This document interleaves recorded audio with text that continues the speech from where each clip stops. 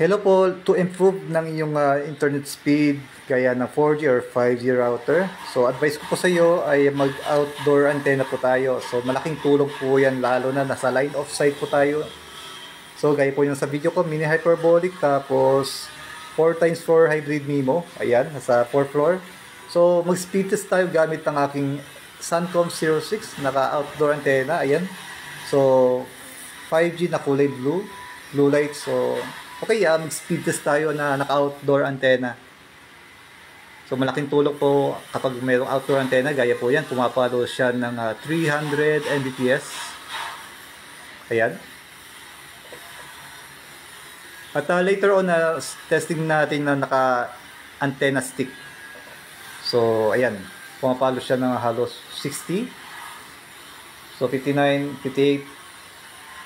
So ayan. So lipat naman tayo na sa antenna stick naman tayo ngayon. So antenna stick po yan. So naging orange kanyang 5G. So nakikita niyo po orange, no? Kaya orange na 5G po yan. So speed test tayo naka antenna stick po or indoor antenna stick. Ayan.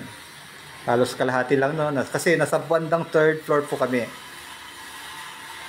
So far so good, okay pa rin yan, nasa 139. Pero sa upload, bagsak po tayo sa upload. So nasa 2 Mbps lang, no? Maraming salamat po sa inyong panonood at ito muli ating resulta kanina. Mas lamang yung naka-outdoor antenna kaysa naka-indoor or built-in antenna or antenna stick. So kayo na po bahala humusga at maraming salamat po at paalam po.